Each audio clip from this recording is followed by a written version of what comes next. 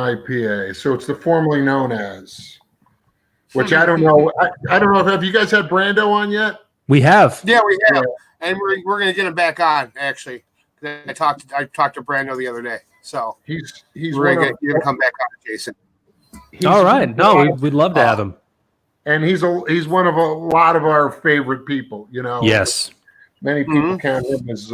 Anyway, he makes obviously great beer and a little homage to a little Halloween looky stuff. I got probably a Pipeworks glass.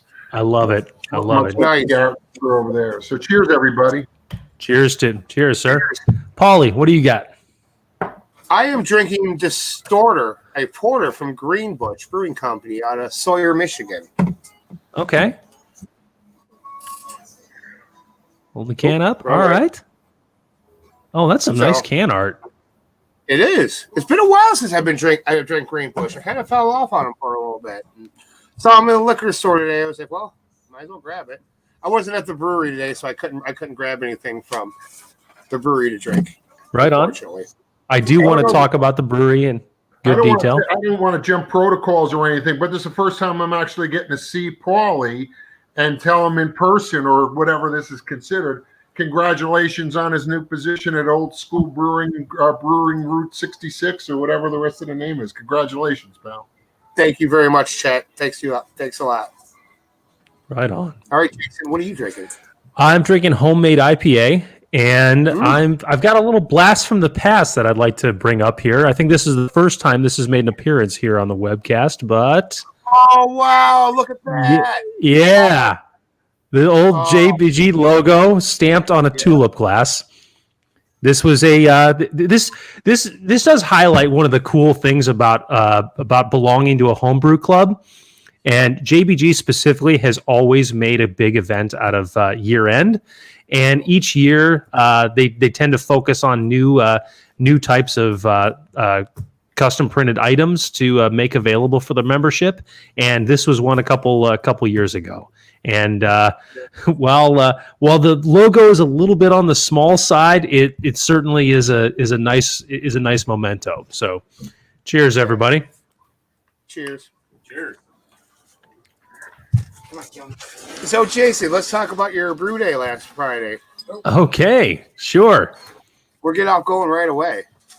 Yeah. So, Chet, I had Jason called me last week and asked if I had a brew day coming up and if I would come down and help him out, or he'd come down and help me out. And I said, sure, come on down. And what did you think, Jason? Did you have fun? It was amazing on many levels, and wow, I could spend the whole show talking about my day there. First of all, thank you, a huge thank you to Paulie for letting me come by. A huge thank you to Route 66 Old School Brewing in Wilmington, Illinois, for allowing me as well. There's so much that can be said about the day over there. Number one, I have a newfound respect for Paulie's role at Route 66, being that he's running the show by himself. And it does reinforce just what a monumental task like brewing single-handedly is, even at the level that Wilmington, that Route 66 makes. So, Paulie, can you speak to that? I mean, obviously you were not alone your first time with the outgoing brewer, but did you have a similar response after that first day? Just like, holy crap, what is this going to look like? Well, yes and no. Like brewing on a big system, because keep in mind when I interned at Flossmoor 10 years ago, I learned on a 16-barrel system, so I understood the work and the grain out and everything that had to do with it. But my thing was, it's a brand new system. I've never brewed with an electric brewery by myself. And, all the added steps that they added on and whatnot. Like my very first brew day, I was a nervous freaking wreck. Thank goodness I had guys come by to help me out. And then, Jason, you could attest to this. By the time you came down on Friday, I was like, all right, we got to do this. We got to do that, do this, do that. I had the shit under control. Yeah. Yeah. And honestly, that was so impressive to me. I mean, that was what, your third week on the job there, I think? third or fourth, something like that. Third or fourth, and it just what was so impressive is just what a comfort level you've grown there so quickly. You're prepared for everything from start to finish, including some spillage, including I think a valve came off of the brew kettle at one point. I forgot to turn it off. Right there you go. There you go. What else?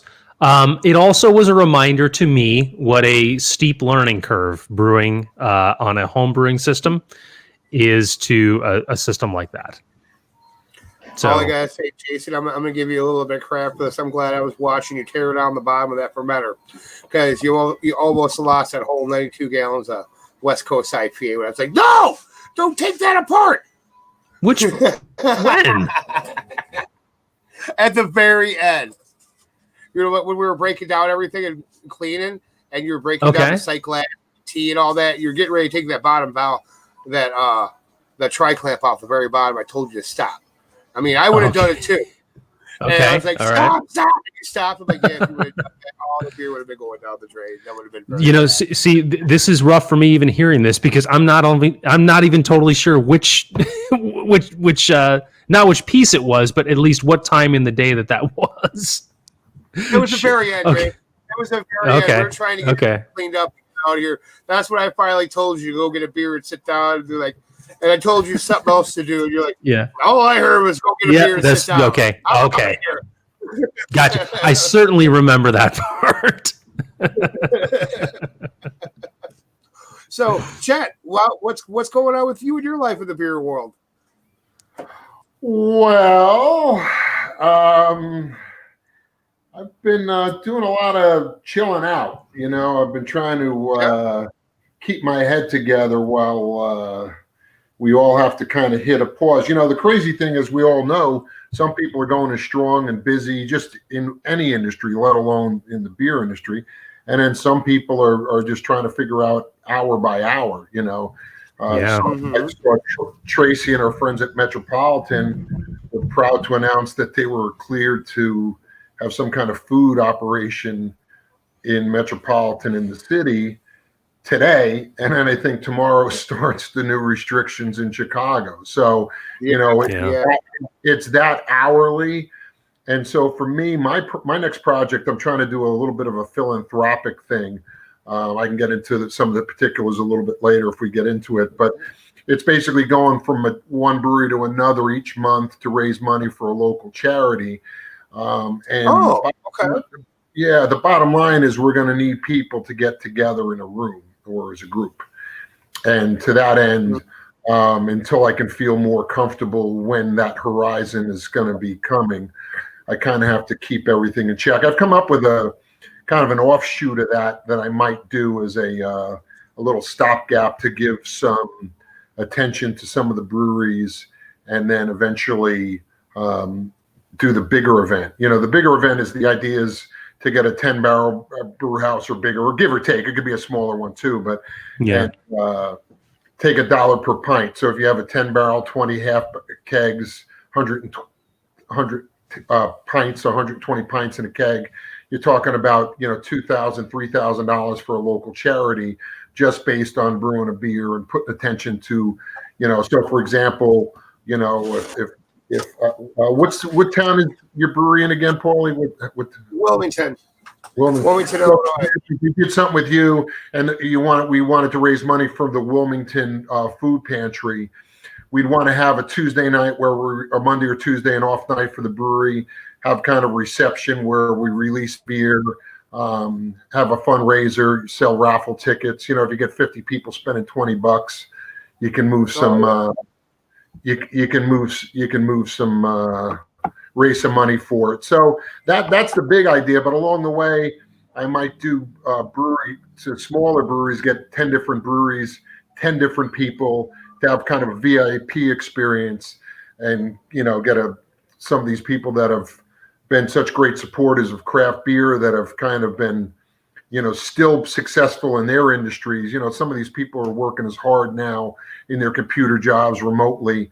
And so they have the resources and they want to support us. The money they didn't spend on a festival, or they didn't, you know, it's going to be a 501c3. So for me, the idea is to give these people an opportunity to be part of the community in a smaller group that meets all the, the guidelines without pushing the envelope, but at the same time keeps the dialogue, because as we all know, until this pandemic hit, the last 8, 10, at least the 8 years I've been in, probably 15 years, 20 years in Chicagoland, the community of craft beer and just the beer industry since the beginning of, the civilization of beer, but back in the day, the sense of community. Well, some of that's being lost now. We're getting 6-packs or 4-packs to go, and we're trying to Zoom and this and that.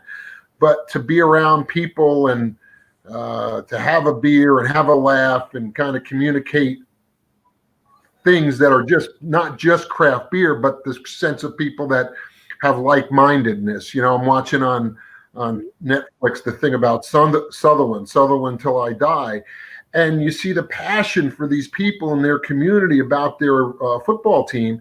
And fortunately for us, and Paulie, I'm sure you're one of the highlights of the last couple of weeks, is how people embrace your brand, and you're so proud to represent your brand, and you want to share that with more people. I know tomorrow you passed the paddle event. I don't know if I'll be able to make it down, but the idea of that community that saying, hey, we want to support you, the country club element of a brewery, the sense that, hey, we are like-minded people. And so I've got this idea where, you can combine some of the local charities and the Chicagoland charities.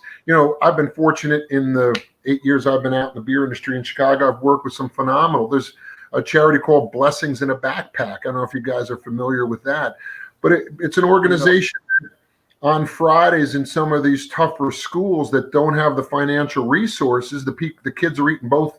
The only 2 meals they're eating every day are the breakfast and lunch they eat that's subsidized at school. So if they go home for the weekend, they have no food. So what Blessings in a Backpack does is they get all this fresh fruit and vegetables and things and dry goods and pack in to backpacks. And these kids, when they leave school on a Friday afternoon, go home and have food for the weekend, which they might not. Well, you can imagine the challenge that's going through with that group. And I haven't even reached out to them, but I just can imagine, the challenges they're going through, mental health, Joel and Hope for the Day. And, it's okay not to be okay. The service industry, which obviously drives the craft beer industry. There's so many challenges on people, and the mental health it can be a challenge. So all these things that need attention, I want to try to say, well, let's take the beer experience and some of these groups, and then hopefully we move on to lighter topics and lighter charities down the road where it's say, hey, you know what, this is a solid one too. So that's the overall view of what I'm talking about. So, and in the meantime, I do a little consulting and helping out here and there, for the fee of a beer or two. I'll give some feedback. And a friend of mine's trying to put a little nano system in a restaurant up by Microphone at work, my buddy Mike. But again, there's a lot of variables now, so there's no rush. Although, as we saw, so a lot of our friends open breweries in the middle of this, and they didn't get any passes. They still got to figure out how to hustle and whatnot. Absolutely. Yeah, it's just amazing how like the whole during this whole what we've been dealing with for the past 7 months, how the craft beer community has been scrambling every which way to get rid of their product. I mean, they can't have people in. I've helped 2 or 3 breweries just can alone. Yeah, can and they're getting you got to get your product out there. If you can't have people come sitting there, you just you got to get it out there, because not everyone's going to buy a crowler or growler, howler, whatever vessel you decide to take it home in. Well said. So, I mean. So, Chet, can we go back to the very beginning? You mentioned your experience with craft beer is now 8 years old. What was it that brought you in, and what was that kind of first foray into it? Well, this is one of those great stories with some of these old. my grandfather, God rest his soul, Bill Sheeran, decades ago worked for Schaefer Beer. And I don't know if Chicagoland is familiar with, but in New York, it was like Old Style or Hamm's. It was as ubiquitous as Budweiser and Miller Lite is now. And he was the brand guy.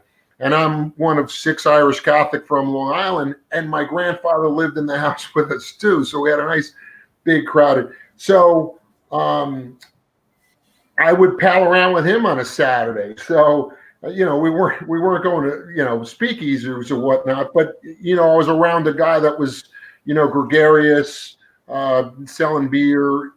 And, by that point, had been a long time professional in the beer industry. So, and just been exposed to beer. And then a very good friend of mine, my kind of rabbi in the beer industry, is a guy named Sam Merritt.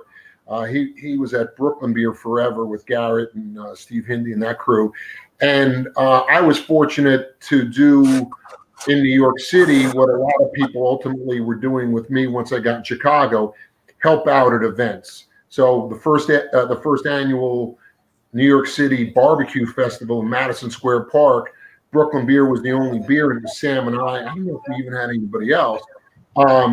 But, doing the volunteer and stuff. So I moved out here 8 years ago I was in love with a gal that I moved out here for, and I needed a job, and I didn't know anybody in the beer industry.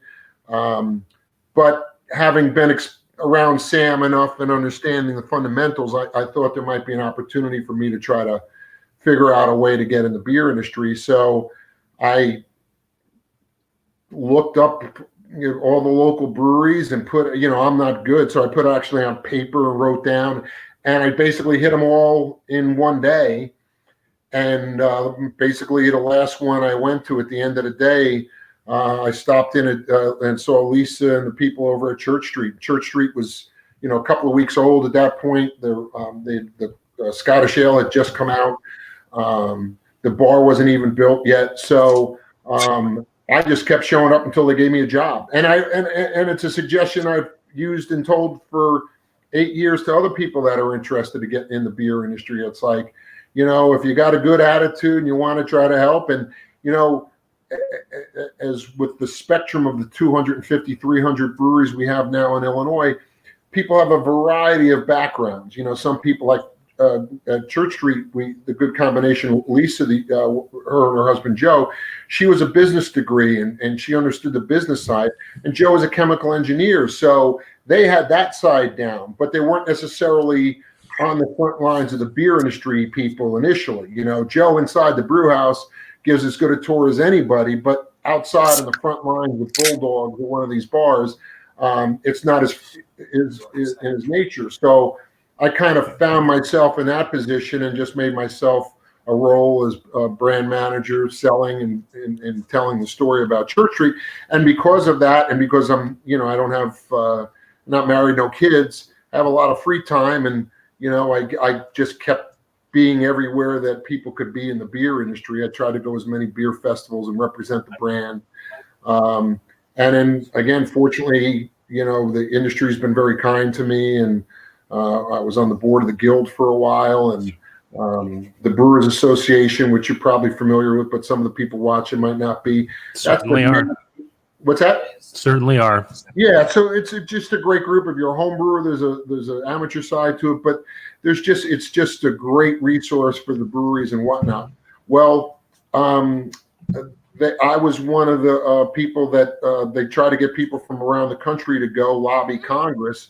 So 3 years in a row, I was fortunate to go to Washington and go into the Capitol and the offices and, try to convince people that, we needed a break. And at that, one of the issues we were dealing with, which ultimately got passed, was the Small Brewers Act. Well, it was ultimately it was taking our what we were paying for excise tax in half. I think it was $7 a barrel, and we got it down to $3.50 a barrel. But you learn the intricacies of government in a real way. How they score these bills, and how if you give back a brewery that's 10,000 barrels a year, this much money, that money will turn into another job, which will turn into income tax, which will turn, you know what I mean? So it was awesome to be a part of all that. So as much as I was fortunate to build a brand up at Church Street and having a great time with that, the whole industry I got to share in.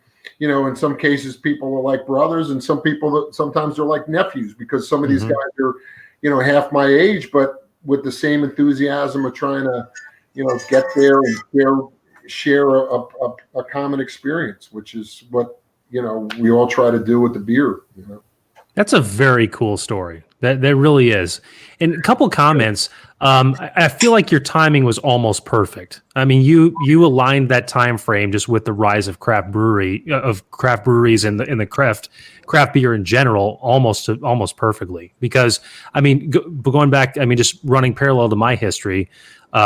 George, who's the co-founder of the webcast and podcast here, we brewed our first homebrewer batch back in 2014. And in 2015, we were doing a lot of the same things that you were talking about. We were volunteering at other events, pouring, meeting people, and just gaining knowledge throughout the area. And talking about Church Street specifically, Church Street was one of the early adopters. And they were one of the early ones on the scene, and obviously they've grown to be a very well respected brewery in the area since that time, and they live very strongly today. So, wow! I mean, wow! What amazing timing that was, and what a change in things. I mean, for craft brewery in craft brewing in general, but also just the trajectory that you found yourself on during that time. Yeah, and along the way, the crazy story is all the other jobs and industries I've been involved in before I even got involved in the beer industry. But one of the things I did was produce independent films, and there's a certain similarity in spirit and to a certain level execution of producing and executing an independent film to open up in a brewery. But the thing I always say about making an independent film, what are you going to do when you're done with it? How are you going to share it? How are you going to tell the story about what you made? You have it. I couldn't handle that part. I could handle producing the movie, being on the set, being that guy. But trying to figure out how to get the distribution rights and sell that and all that, the business side was for somebody else. And so for me, you guys were telling the anecdotal story of you in the brew house. I have no place in a brew house. I've been fortunate enough to spend a lot of days in the brew house and kind of helping and kind of pretending like I'm helping, but basically just enjoying the experience of being around people. But there's a certain aptitude for that. And the people who feel comfortable in that world just want to be in that world. Whereas I'm a little bit more comfortable being on the front lines, helping tell the story and trying to bring people together on it. That's cool. Awesome. Sorry, I'm answering emails right now for work, trying to get more accounts for people. I'm actually pretty excited. I got 2 brand new accounts for the brewery in Joliet already. For keg sales? Yeah. Yeah. I mean, if you're going to ask where the first one is, Jason, you're not my fucking friend. So, where I dropped my first keg off. Yes, I already know that.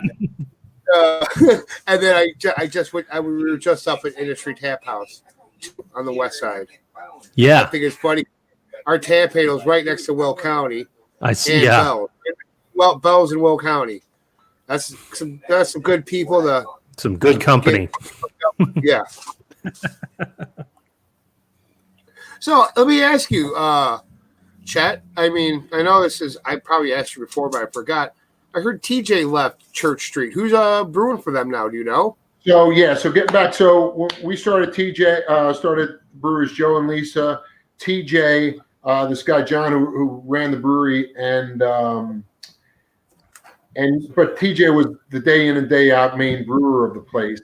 And then I guess I want to say a little over a year ago, he moved out to Colorado with his wife, and he works at the brewery that is a satellite. In the airport. At the airport. So when I was pushing, I went out last year for GABF. As soon as I got off the plane from Chicago at 8 o'clock in the morning, even before I went to the dispensary, I went to I stopped by and saw TJ, and he was getting work. And so it's right by the train station, the little train, the subway that you take into the city. So he was quite at home there. I think, a Colorado lifestyle is probably a pretty good place for people. Actually, Brandon Banbury just moved out from Hailstorm. He just moved out to Colorado. So, again, the personality types that make up what makes people want to be a brewer sometimes are lined up with, different universes. Some like a guy like some guys wouldn't want to work in New York City, is what I'm saying, where, moving out to Colorado seems to be a pretty good move if you like the beer industry. Yeah.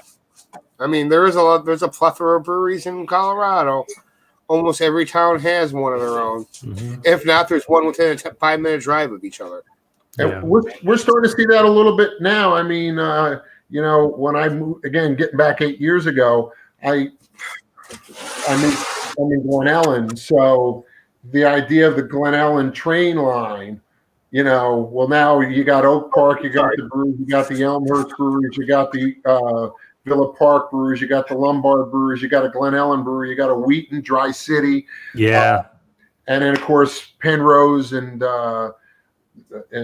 Mike at the small little place. Stockholm's, not to mention what St. Charles got going on. And then Carson is holding down the fort at the end of the train line in Elburn with obscurity. So I think if Elburn gets a brewery, if what's the one? I guess West Chicago doesn't have. Anyway, just in that one train line, every town's got a brewery. So we're getting there. But again, this comes up, and the reality of getting back to the link to the film universe is, how are you going to move that beer? If you got an environment like Paulie's got with his brewery and the size of it, it's going to have enough beer for that tap room, and then a handful of accounts. Now, if his beer becomes hot, he ends up having to go outsource and production brew some of those beers to move it. But does Route 66 brewing need to be sold up in Schaumburg? Yes, everywhere. I could say nationwide. So what do you say about the Schaumburg brewery that's selling beer down in the backyard of Route 66? Not that you shouldn't aspire to that. Oh, okay. All right. You got to be realistic. So the reality is, some of my first friends in the beer industry were Bruce and Billy from Tighthead. Well, so I was at Church Street. Well, we were in the Bell's Old Style Network, which was Schamberger Brothers, Central Beverage, some of these distributors. Well, inside of Schamberger, it was Bell's and some other national, one of the ones out of Oregon, breweries. But then we were the local ones. Well, then the distributor brings in Tighthead. Well, now some of Tighthead's beer is going into markets that were Ben Church Street accounts, because the distributor's got to market all of them, and why not? They make great beers. Well, then we hope that we get the movement in the areas where Tighthead is from.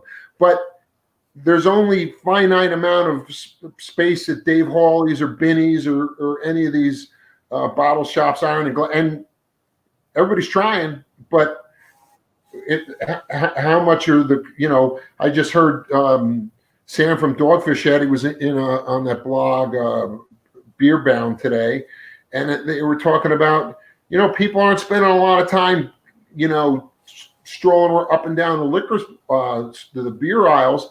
They're going in and getting what they know. And that's why Revolution and some of the big brands were well positioned with the pandemic to say, hey, we have a good off-premise business, and we got good relationships with our chain salespeople to say, okay, let's figure out how to move more through that and not worry about getting it into the bars for a while. So people got to be realistic. I know I'm one of them. Like, I never discourage anybody, but I also tell them it's their story to tell. You put a big system in a place that's only going to move a finite amount of beer at that production level. It's just going to squeeze out only that much. So then what are you going to do? Who's going to be your distributor? Who's going to bring the rest of that beer? So that's kind of where the romance of beer goes to the side, and having all those reports and Nielsen and knowing what SKUs are moving and this and that. But brewers typically aren't those kind of wanting to deal with that. I would say they're a little bit, I don't know. They're concerned with making a good end product. I think that's where the focus is, in making it efficiently. Yeah, but it's still got to move. I mean. Arguably, Pete Crowley's one of the best brewers in the country, and with his Haymarket brewing their beer and getting into the market, he's got to hustle on the shelves like everybody else. His reputation doesn't precede him enough in that regard, but he makes great beer. How many places in the market are there for that? The hot shot beers, we all know and can talk about in the lines, and they get released and all that's great. And they have their day in the sun for 3 months or 6 months, or in some cases a couple of years. Because they're making fun, exciting beers that people have responded to. But that represents a handful of the 300 breweries in the state. Yeah. People, they just want to look at all the lines and all the moving.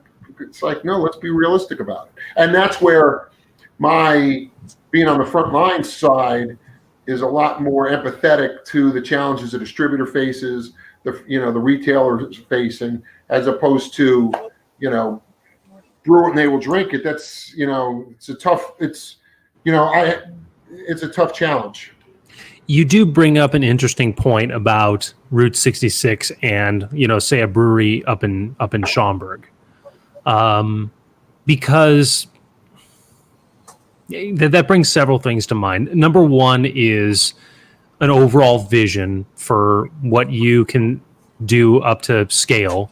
What your production capacity can allow for, and the brand recognition that you have, and also just there's a certain I think loyalty to what's close by. I think that's one thing that comes to mind, because when you mentioned, okay, well, what if Schaumburg Brewery, shows up in Wilmington's backyard? What does that do to a place like Route 66? And I think that's a very real example to give. So I guess the question becomes, what does a small brewery do with that? And I think the answer is going to be different depending on just too many things that we can probably get into tonight.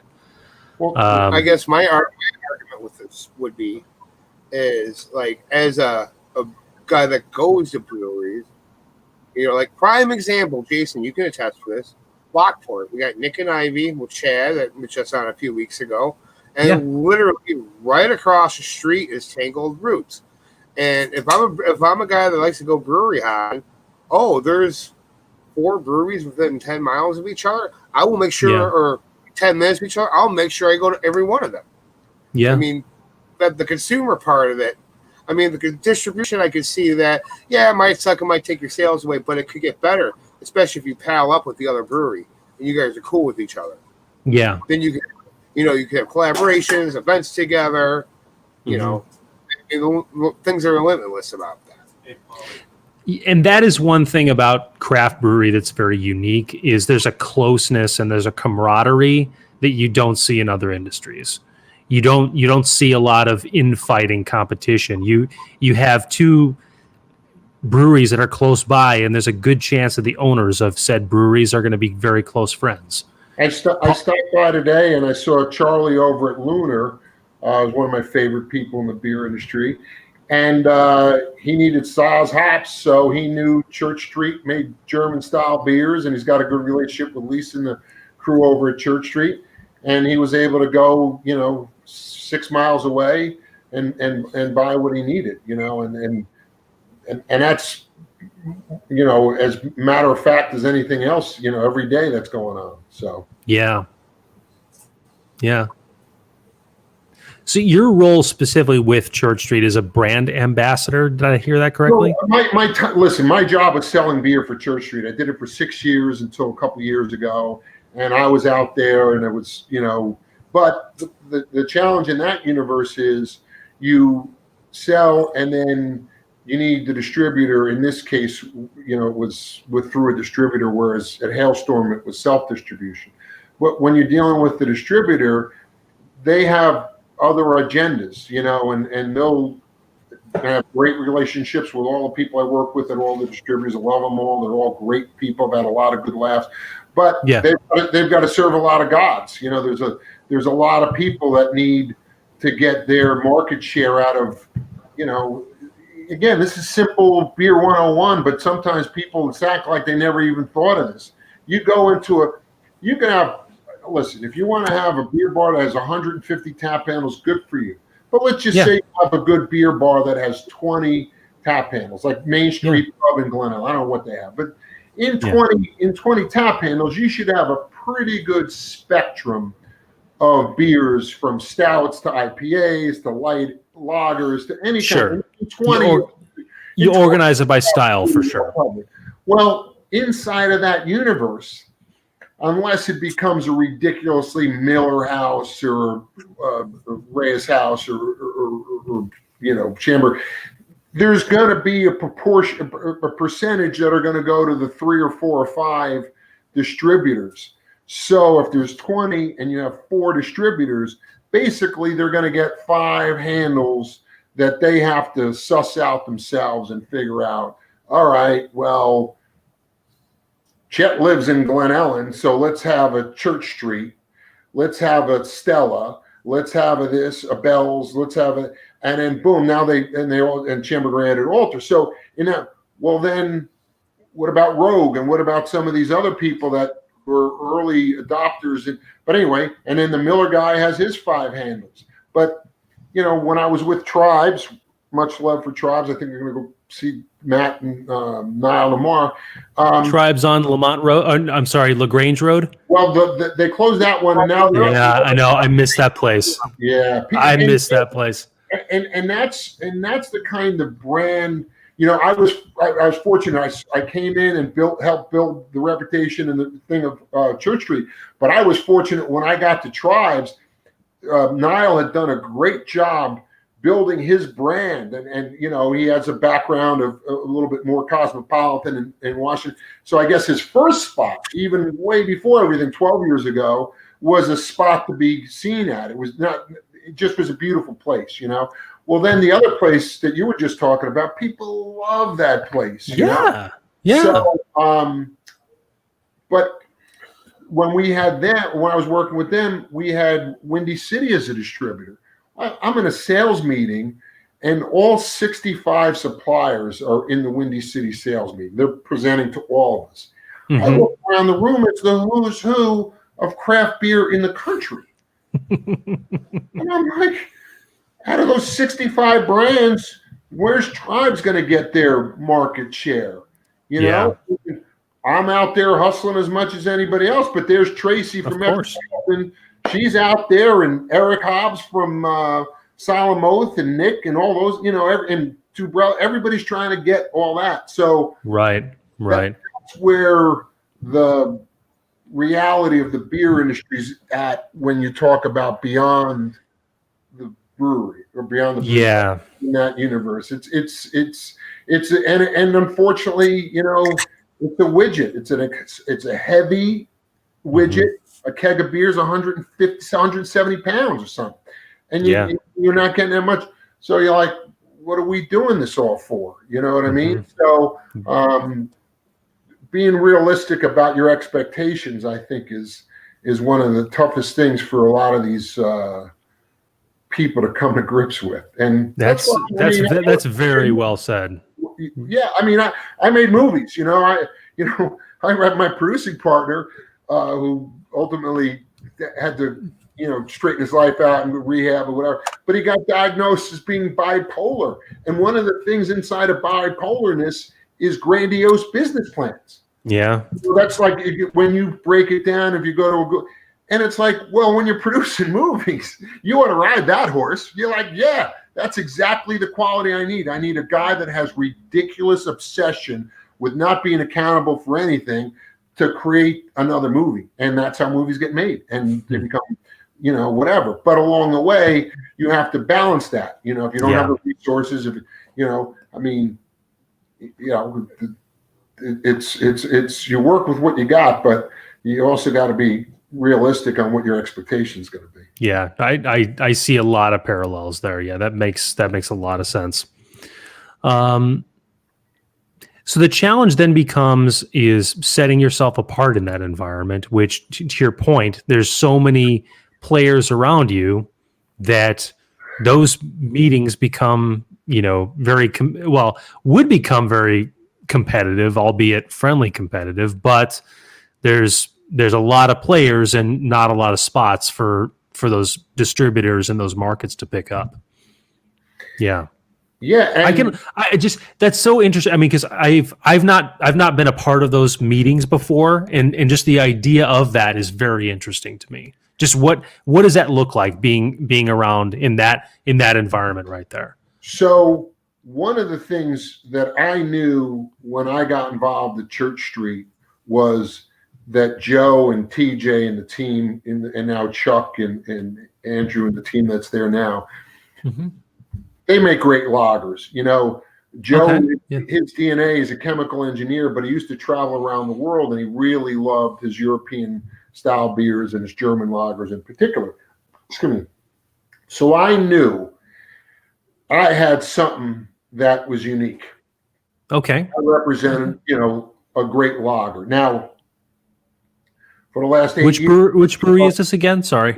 This was at Church Street. Okay. They make a great lager. Okay. So their Continental Lager was their first lager, but then pretty quickly we came out with our Heavenly Helles, which is a Munich style Helles, right?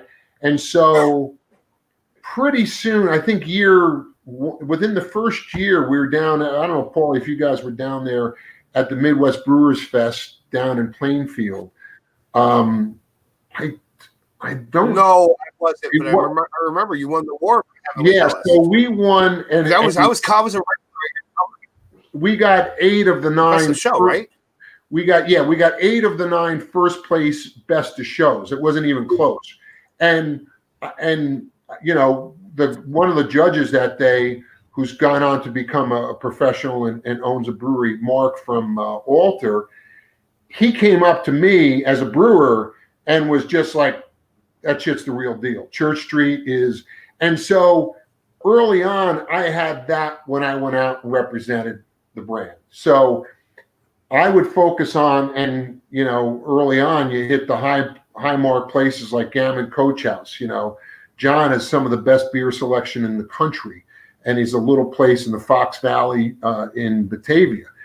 And he had just always had great beer. Well, when I went to Jay at the Map Room, he loves his European beers and he loves his German lagers. And he knew that if I'm coming out with an Oktoberfest beer, he's going to want that. So that's how I was able to help, and through working hard and being out there a lot, represent. But it's always tough, no matter what, to justify a guy like me and my salary based on the overall volume. It's just, you're starting out at 0 barrels. I mean, Church Street started, as everybody does, at 0 barrels. We started with a 30-barrel brew house with 6 30-barrel fermenters. That's opening day. They had 30 barrels. Yeah, trust me. Trust me. Wow. And no Goose Island experience. There's nobody was from Goose or anybody. There was no pedigree like that. Fortunately, Joe, being a chemical engineer, had been building billion-dollar petrochemical plant. He could design on the back of a napkin. He has the brain. He knows the flavors and stuff like that. So he knew that if you're going to go big. Well, that just put me on the treadmill to go. I got a lot of beer to sell. Whereas, we talk about Brando at Workforce. He started with a 2-barrel system in his home brew shop, and then he jumped up to his 10-barrel setup and all the things he got. But it was just a very unique situation that Church Street was in. But again, the spectrum of people that, guys are walking around breweries in flip-flops and, cutoffs and, and they're running their successful breweries and making stuff. Right? I mean, should be damned. Yeah. Yeah, right. You know what? I got to admit, Chet, when I saw Joe, when I got to walk around Church Street's brew house the first time when you guys let me back there, because Jason, I was one of the very first regulars there. Like, I popped in one night, like, their beer was on tap over at Chicago Street. And the only reason I went was their tap panel, because their tap panel was like a church tower, had the little bell. So every time they pull it would ring. I'm like, and I was working. My uncle used to live in Villa Park, which is really close to there. So one night we walked in there and I met Chet, and then I met Lisa, and then, I was working in Elgin, and I was always one of those breweries like, it's Thursday, I'm driving by and traffic's fucked on 290. Going to Church Street. Okay. You did a good job, Paul. I got to tell you, you were early. You were early adopter, as they say. He was absolutely. He was. No, but Jason, like I was going to tell you, you would sometime. Well, you and I have to go up there because Joe designed a decoction system where he's professionally decocting beers on his brew house. I have all kinds of questions about that. So yes, let's make that happen, Polly. We'll plan a little brewery trip one day. Sure. And when you're sales and marketing and telling the story about breweries and the story, we had a guy who used to come into the brewery a couple of times a week. And his name was Wolfgang or Holger, or one of these real traditional German names. And the guy was from Munich. And he couldn't stop raving about the German-style beers that Church Street made. Well, 3 or 4 years after we had opened up, he's now moving back to Munich, where he was from.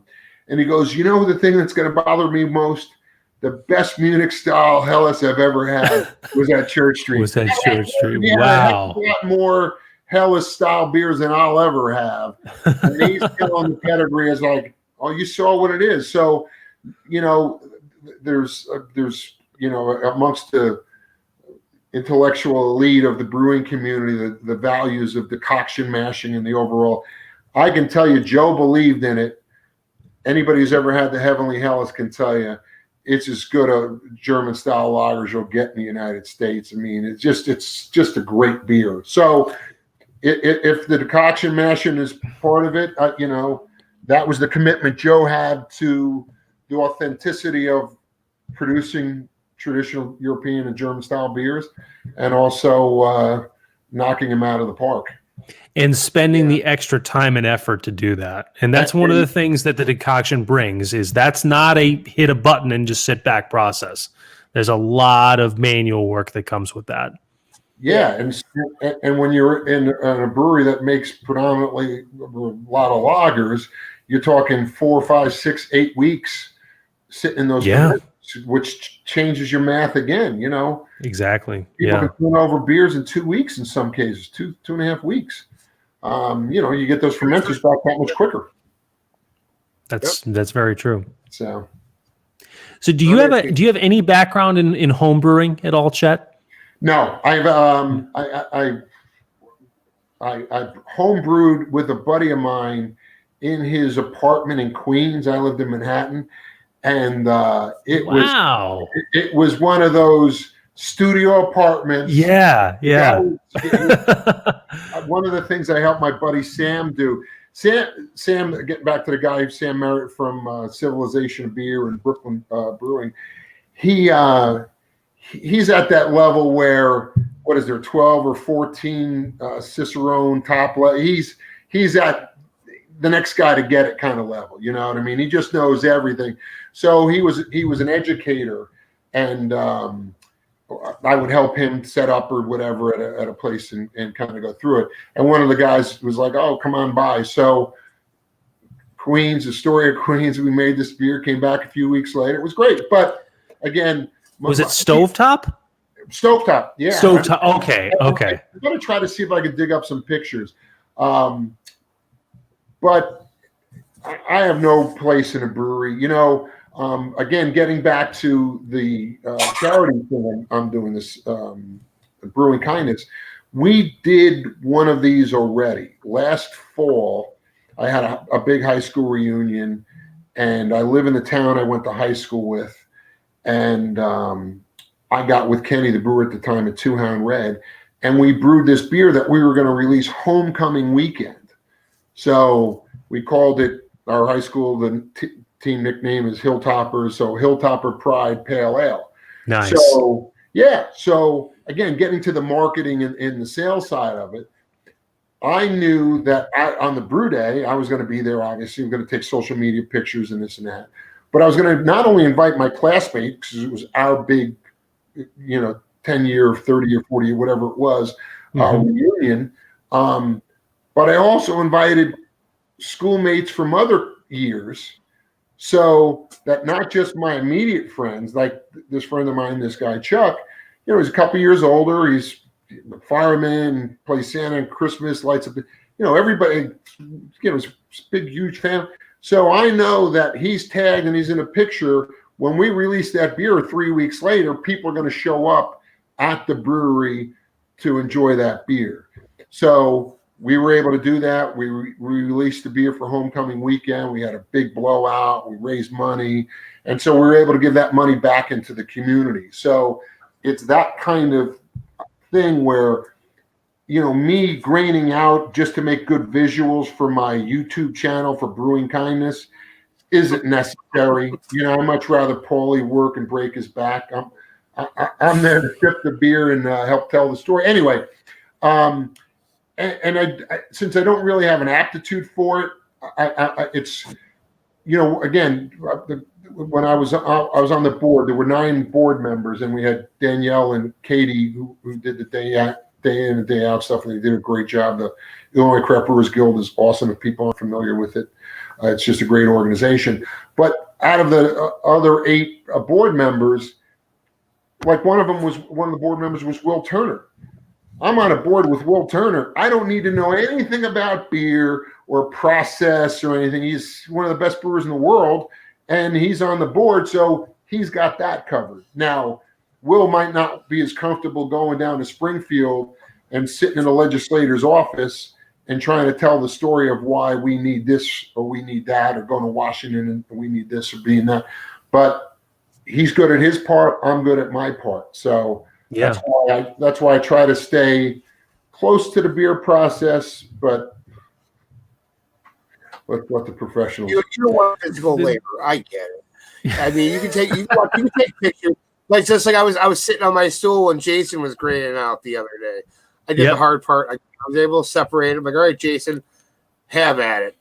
I sat there like with just a 64-ounce pitcher, and I just went pitcher by pitcher dumping grain out. Well, Paulie was very proud of himself that he got to sit back while somebody else did that. Paulie, what are you doing with your spent grain? We got a local farmer that we give it to. It's a pig farmer who's actually a member of Brewers, is a home brewer himself. He's a member of Brewers of South Suburbia. And Jason, cue it up. He is a shopper at the world famous Brew and Grow in Bolingbrook, Illinois. That was awesome how you teed that up, Paulie. That was perfect.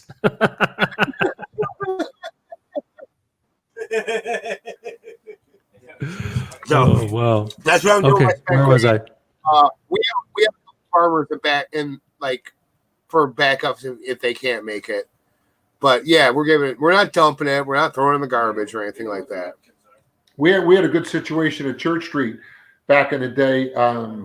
We had this gal Sandra who had a big cattle farm about an hour west of Itasca, and we would give her grain, and she'd have her happy cows, and then they would bring us over some after they took I forget what the euphemism was, but taking the cattle into town and butchered and brought back into steaks and chopped meat and stuff like that. So it's always nice to know that it's not just going into a landfill. Yeah. Yeah. Something about landfills. Don't put your pumpkin in a landfill. I guess that's been a new concern in the world. So putting pumpkins in landfills? Yeah, like don't just throw out your pumpkin in the garbage. Go to a pumpkin smashing place. I don't know what they do after they smash it, but like I just got that in my little town email to say we're not in the business of throwing pumpkins in the garbage. We're in the business. I guess the methane and filling up landfill. Listen, I'm just tell you. Wow, I did not know that. I figured it was all biodegradable. Halloween, Saturday's Halloween. We got to be a little bit more green, not just us brewery people. Yeah. The rest of the world. I mean, then be responsible with your pumpkins, people. Yeah, we got Halloween in 2 days. Yeah, definitely. Wow. So, Chet, you were telling me about what brewery were you helping out? Is there a new brewery in Glen Ellen that you were telling me about? That was the one about that I brewed that beer last year. So a little over a year ago, a brewery called Hound Red opened up, and John, from Gammon Coach House, one of my heroes, he's one of the partners and founders who got it started, and they put it in this old historic building in our village, and so. Now Steve from Workforce is now the head brewer. So I was down here for a brew day with him, but because of the pandemic and whatnot, they're not cranking up the big system. He's done some collab brews with Brando and maybe Emily and Paul at Skeleton Key, and I forget who else he's done some stuff with. But again, that was a week ago's news, and now that nobody's I don't know how many they got a canning off the tap line for to go stuff, no real package. So they're going to be challenged, but if they can get a little bit of the to go food going and move some stuff, but everybody's being challenged. It's tough universe out there. This year's definitely been a challenge for everything altogether. I consider this year a wash until about a month ago. So, I'm living life right now. I'm ready to get rid of 2020 and start 2021 new. Cheers to that. You're in good company there, Paulie. I'll tell you. Still got a lot more to go though. So, Jason, how early were you part of the Joliet Home Brewers? What's your group called again, Paulie? Joliet Brewers Guild. Joliet Brewers Guild. So, George and I got started home brewing the way a lot of people do. We found a kit one day and said, "Hey, this would be fun." So we made a backyard batch, and backyard batches turned into all grain batches within about 1 to 2 months. Oh, wow. Good for you. We went to all grain very early, and it was obviously that's a big step, in the evolution of home brewing is going all grain, and then, developing recipes and then perfecting techniques and things like that. So it was within about, I would say, 4 to 5 months of our first all grain batch where I got my first invitation to come to a meeting of the Joliet Brewers Guild. And how long ago was that? So my first meeting would have been sometime maybe around the early summer of 2015, maybe even a little bit earlier than that, because I do remember that's what's that? Who'd you get an invite from?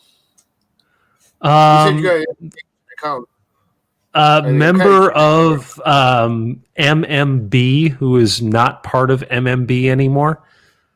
Oh, yeah. So all right. I can talk more about that offline, not here. But no. Yeah. So, what was I going to say? I remember that summer because you made mention of the Midwest Brewers Festival, and I love talking about this because Midwest Brewers Festival in the years after Plainfield, they had one of their annual events over at in Willow Springs, right in front of Imperial Oak, and that was my first time where I got to pour at a public event. And our Brewers Guild, the Joliet Brewers Guild, had a home brewers tent, and we had 4 taps that we had available to the whole group that day. And it was amazing being part of that. We got a ton of visibility, a ton of positive feedback from all the beers that we were pouring each day, and it was great. And just having that regular group of people that can give feedback of the beer that we're making and give us tips on how things can get better, has been so huge for me as a home brewer. And honestly, it led to this here webcast that we have where we talk about these things related to craft beer and home brewing, which we do on a weekly basis. And so it's been, honestly, I mean, just that move into home brewing and craft beer has been such a life change for me. And I know everybody else has their own version of this story, and Paulie does too. And I think it's great, just this platform here on the webcast where we get to explore those things and how that's been different, for each person to person. Chet, your story is very unique because your background is not beer production wise, but it's been representing up and coming brands in the area, which I think is very interesting. And this is a first that we've explored here on the webcast, but it's absolutely, I mean, there's no downplaying the importance that has, especially with the competition among breweries, and also the challenges to gaining brand recognition and things like that. And you've obviously had a very, very big role in that. And I love hearing your perspective on that. Well, you can only imagine it's been that fun to be living it too. That's the other part of it. The reason people are like, oh, it's like it's been an awesome, fun thing. And again, without the real exposure of being an owner, some of my friends, the challenge. Again, I was just with Paul, like I was saying, with Charlie from Lunar, and it's like, he's got one of the smallest by volume breweries in the state, and he's a small business owner, but he's got to figure all those things out inside the same universe of all the other things that, Josh and the people at Revolution are trying to figure out. You just saw that the Rev closing the brew pub on Milwaukee until they're that was heartbreaking. They're trying to hope it's going to open up in March again, but that's not what you want to hear. And they're in the top, I don't know, 30 or 40 breweries in the country. Which brewery is this? Revolution. Brew pub. They're closing through March. Through March, they're saying that was today's news. Wow! Yeah, they put a social media post about it today. I read it around like noonish. My gosh! Yeah, that's huge. Oh, yeah, but it's as much. There's nothing unique about their story that they should be immune. But that's, again, fortunately, they've got the off-prem stuff, and they're great relationships with the Bennies and the Jewels and the big brand, stores selling that. So they're widely recognized brand, of course. But again, they don't. Nobody had the recipe for how to handle the pandemic. So one of the things they did, they moved more towards 12-packs. I think now you can get an anti-hero in a 12-pack. So it's the League of Heroes is one of my favorite by them. Actually, Chet, you might know this. Who are they distributed by in Illinois? Or is it like the it's the Miller cluster? So whoever the Miller distributed, so it's like Burl. It's Colzo Brothers. So Yeah, okay, the Miller cluster, I get it. Elgin Beverage, it probably is, you know. So yeah, so that's in that side. But anyway, yeah, so it's a challenge, you know, for just try to figure out how to, you know, stay afloat. Yeah. And the crazy thing was, and again, I don't know if it was because of the PPP money or PPE or whatever it was. The Brewers Association, amongst all the other great resources they have, is a staff economist. This guy, Dr. Bart Watson, and you know, he can crank out. They did a survey, and they thought such a high percentage would not make it if it went on for this long or this long or this long. Yeah. A lot of us are surprised that we haven't seen more closures yet. I agree with that. If you would have said early on in March, like if we're still going to be living in this 6 months later, that's a very safe statement to make. Like a lot of breweries are not financed to a point that they can withstand 6 months of interruption, no matter what degree. Exactly. And if you're at 30 or 40% at your peak in the tough time, it's an impossible scenario. So anyway, right.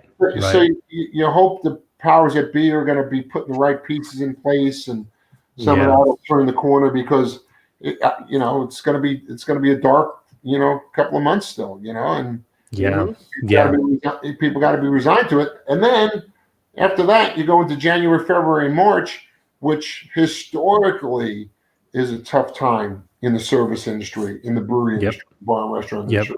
So all of a sudden you're like, okay, how are we going to get through this period of time with or without the pandemic? So, I admit I'm worried. I really am. Especially, I mean, we're right on the cusp of the cold months, and obviously we have a long way to go to get through that. We have a long way to go, seemingly, with this pandemic, and I don't think by any means that we've seen the full extent of the fallout.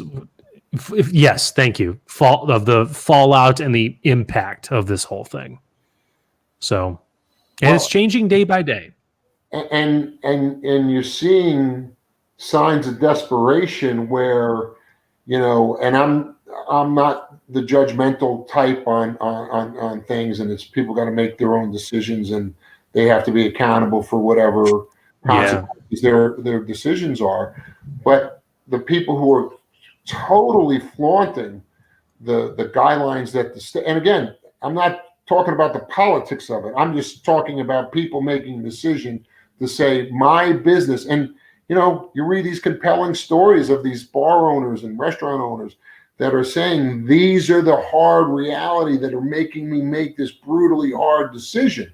Well, then you have in the same dialogue these people who have zero empathy for that business challenge and say, no matter what, it's not. And again, it's for them to fight it out or them to decide it.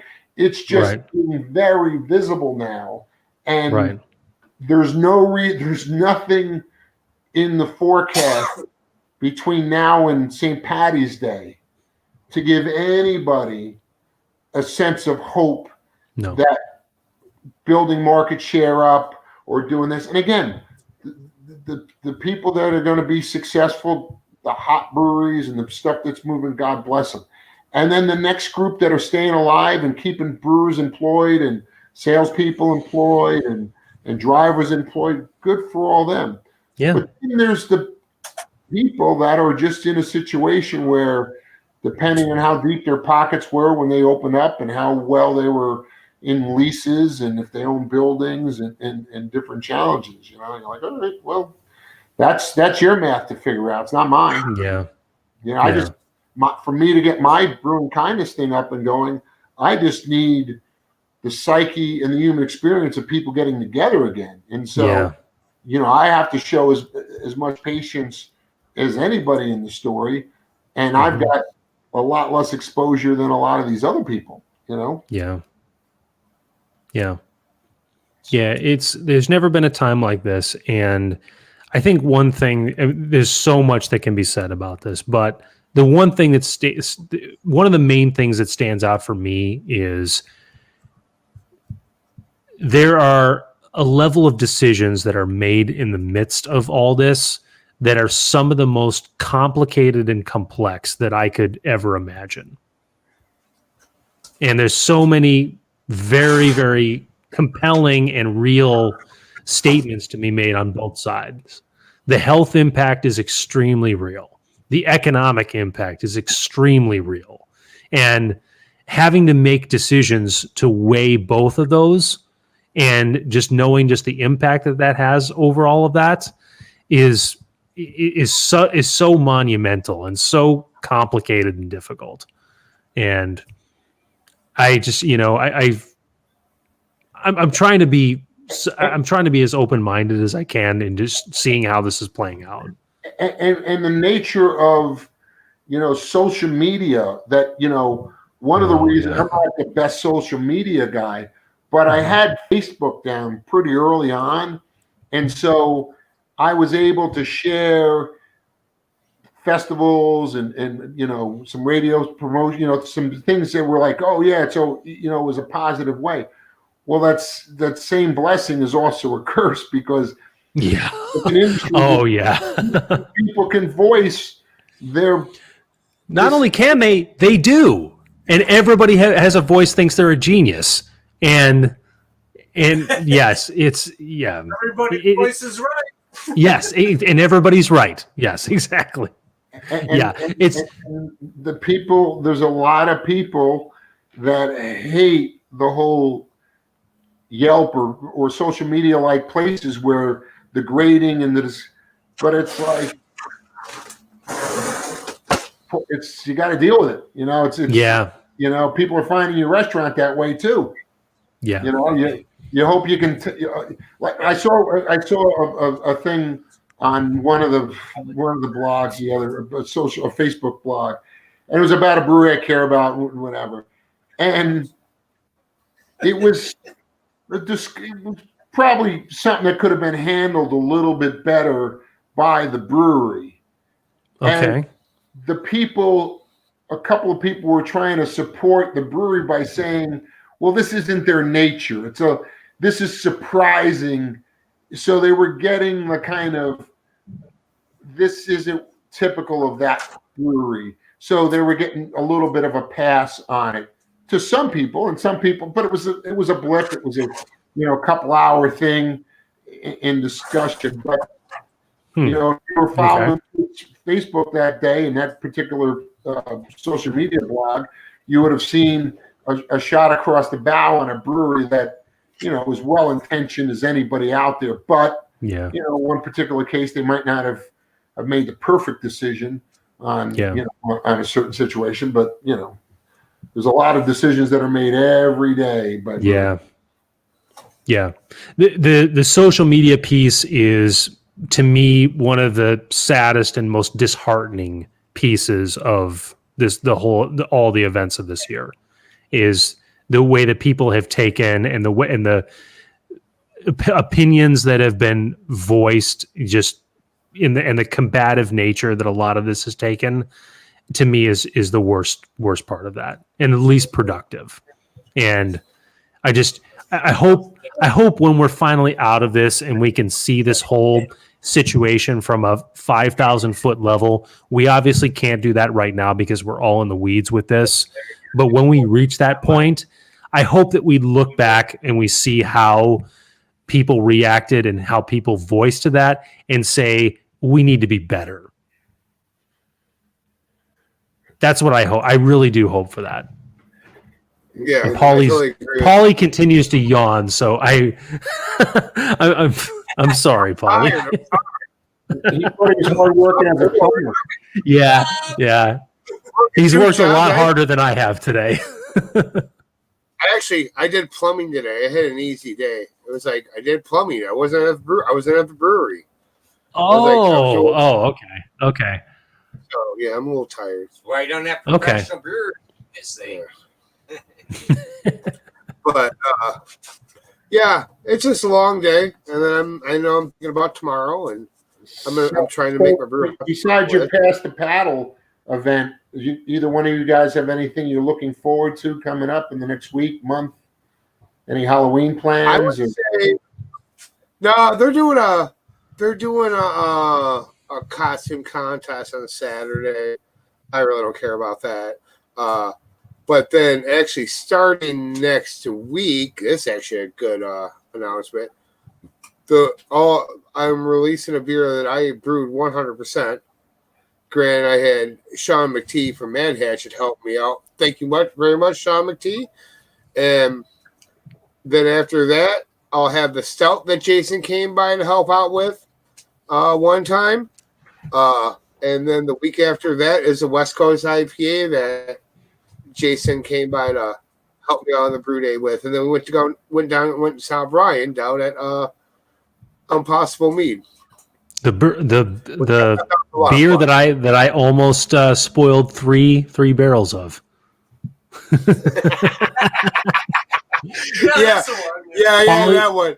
It took me a little while now, but here I've been waiting to say this. I now know what you're talking about. You're talking about that clamp at the bottom of the fermenter. I was taking off the aeration piece, and I went a little too far. Yeah. Okay. Yeah. You're right. You're right. In all fairness, you're not knowing, and here comes 90 some odd gallons of fucking wort. Oh my god! I'd never live that down. I would never ever live that down. You just got to make sure you have the closed circuit TV cameras on it, so at least you get footage. You can share it on your YouTube channel. Yeah, right. Whose ass is getting handled first? No, stop. Stop. These guys are actually childish, like someone's getting beat tomorrow. So I'm stopping these fuckers. I'm stopping the peanut gallery right now. That's protocol. You know that. Yeah, exactly. You know, that is protocol. It's like birthday spankings. You know, birthday paddlings in this case. Speaking of that, have you guys been to Hofbrauer House with the spankings they used to do? I have. No, yes. I've never been. I've not been on the receiving end of it, but yes, I've been there when they've done that. I mean, that is some hardcore. Yeah. Slapping. Yeah. That's some BDSM level stuff. You make me drink it? I am. Right. Sorry, Uncle What's going on in the peanut gallery is trying to hand me a beer that I accidentally bought old. And he opened it. He stuck with it. He has to drink it.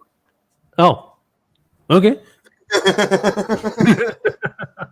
Sorry. Wash it down. Yeah. He's stuck with it. I'm not drinking it because I know it's old, but I'm not going through the motherfucker. So, it's to be a man about your beer, Uncle Rick. I thought you wanted it because you liked it. Paulie, what time's your paddling tomorrow? 6:30. When it's fresh, it's nice and hoppy, Rick. 6:30 p.m. Past the paddle at Route 66 Old School Brewing in Wilmington, Illinois. That's tomorrow, people. Come on out. Let's have some fun. And you can enter promo code Jason. Yeah, promo code Jason. We'll see how that works out. Yeah, exactly. But we are going to have music by John Condren, who's a local Joliet musician with John Condren and the Old Gang Orchestra. So we're going to have live music down there tomorrow, too. Oh, wow. It's an event.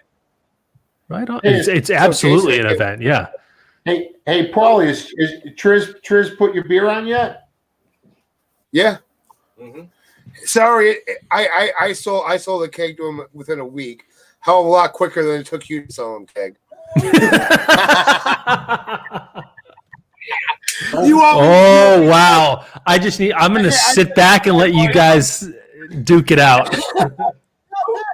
No, he would always give me shit because, like, Mike and Kathy never buys. Like, when can we ever get down there? When can we ever get down there? But I don't know. So he's one of those guys. He and his wife are great folks. So you always don't care if they buy or don't buy. But at the same time, you're like, come on, Paulie drinks here. He'll drink a couple of church streets if you put him right. Yeah. I mean, if they, all right, I hate to say it, but if they had the Heavenly Hellas down there, you wouldn't see me at the brewery. It would have been a good deal for all of us if we made that one happen. Right. All right, boys, let's round them up, shall we? Yeah, Perfect. Chet, Brett, thank you so much for joining. This was a great conversation. I appreciate you saying that, Jason. It was a pleasure for me. I love talking about beer, and Paulie, again, why I was so fortunate, and the people embraced me and embraced the brewery I was at, and obviously embraced the industry all at the right time, as you were pointing out. And Paulie was one of the early adopters of Church Street, and I've known that he's given back to a lot of breweries and a lot of people over the years. But when he got this opportunity to meet with those people down there, I did what we could, pulled for him, and now I look forward to. Well, I got to tell you though, he was pretty honest about the pressure and the stress of being nervous. I go, listen, man, you talk a big game. You've been brewing for a long time, pal. You got to just step up and do it. He did a great job. I'm sure. Yeah. Sometimes you got to jump in the deep end of the pool and go, all right, I'm ready. I'm ready to do it. So, Chet, after I remember telling you that I got the job. I remember how nervous I was then. Now I'm ready to take over the fucking world right now. Yeah. There we go. Yeah. Well, listen, you already got Jason graining out for you. I mean, that's baller move. Every day, awesome. If that makes you feel better about things, Paulie, have at it. You got to. Jason Brewing, keep out here my watch. Bring your half-hour brew system. You give him an ice cream scooper and you say, "Take the grain out with this." You're like, "Come on!" Oh, it's hazing. Oh, that's a rough image. An ice cream scooper with that huge tank. Oh boy. So if anybody wants to follow it up with me, reach out to me on social media. I'm on Instagram and Facebook. If they want to try to figure out how to help out with my brewing kindness, I've got a brewingkindness.org, but really I don't have anything on the website yet. It's just kind of a placeholder.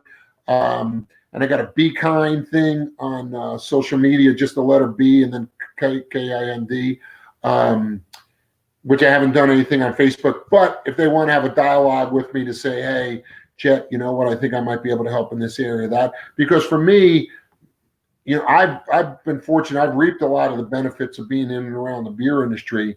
Now it's trying to, help share the opportunity for other people in that. That's awesome. That's off. Hats off to you. Hats off to you. Well, speaking of representing my buddy Ray Gonzalez, who's the head brewer at Rock Bottom in the city, and obviously they went through some challenges along the way, but then they reopened, and again, of course, with it closing, I don't know what the story is, but they used to have, and hopefully they will have again, one of the best beer festivals of the year, the Polar Beer Fest. Paul, you ever get in there for the Polar Beer Fest? It was it was at the Rock Bottom on State, I guess it's State Street in River North, and some of the days, days, but it's one of those, they had all the team from Rock Bottom, and Rock Bottom's done a great job, and it's Rock Bottom's produced a lot of great brewers, around the country, and Ray's a great guy. And it was just one of those celebrations of the beer community because they handled pouring all the beer at the event, all of us from the different breweries got to mingle and hang out and enjoy each other's company on a cold Saturday in February. But anyway, that represents the hat, representing a little Ray, my man, and to the rest of our friends out there. Try to stay safe and strong during the next couple of days, weeks, and months, and let's get together for a beer and follow it up with me if you want to know about the Brewing Kindness and the special event kind of stuff I'm doing. Do you have the social media links around brewery, the kindness page? So again, the website isn't really. I've got the placeholder page for it, so there's a picture of me and the Big Hurt. But again, it's part of what I'm trying to build now as I go forward and come out of this. And so, like the Be Kind is just a Facebook page that you could just like it. Nobody's liked it yet because I haven't asked anybody to like it.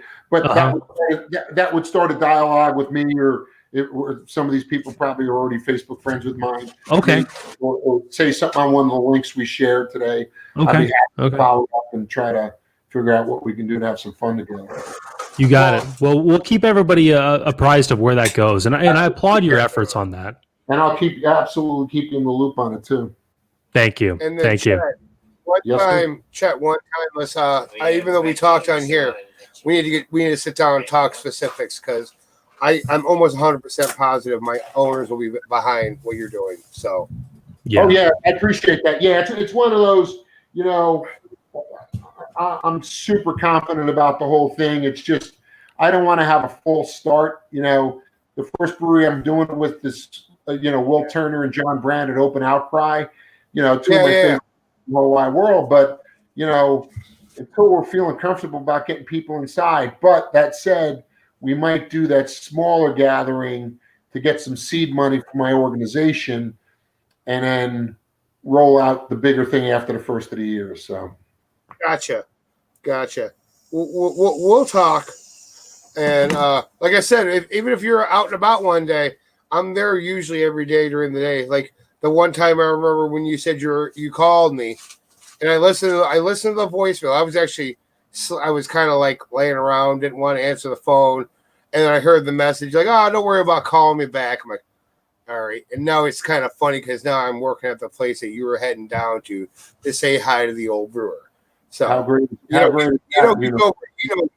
you obviously know he's at Hailstorm, right? Oh, I know the whole story. Yeah. The whole. I figured you knew. I mean, it's nothing new in the beer world right now. So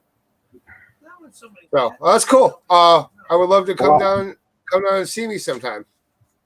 Well, congratulations yet again, and they made a great decision for taking you on. And Jason, continued success with the podcast and the Zoomcast or the communication. Thank you. Whatever this organization or YouTube page. I mean, yes. I'll probably have to pick your brain actually too on how to get my stuff up and going. So I'll reach out to you offline too. So you got it. Please do. I'd be happy to talk with you. Thank you. All right. Happy Valentine's. Happy Halloween, everybody. Happy Friday. Enjoy the weekend. Behave and stay safe and healthy, right? You got it. We do the webcast every Thursday here at on the YouTube page and the Facebook page under the name of Nice Place to Brew, 6 p.m. Central Time, 7 p.m. Eastern Time. Our website is www.niceplacetobrew.com. Social media at A Nice Place to Brew and Nice Place to Brew. If you can't wait until next Thursday to catch more of me, Paulie, and our friend George, who is having fun in Florida, working on his golf game, check out our YouTube page for all of our past episodes going back to the beginning of the pandemic. We've got a huge library of content revolving around craft beer and home brewing. So check it out. Check out our audio podcast on all the podcasting platforms under the name of Nice Place to Brew. And that is all for me. We will see you on the first Thursday in November. Have a great weekend, everybody. Happy Halloween. And as we send off each show, we raise a glass. Where are you, Uncle Rick? He's over here. Yeah. You can't do it without There you go. That's right. We can't do it without you. It takes a lot of good beer to make great beer. Cheers. Yeah, it's always difficult to make it, too.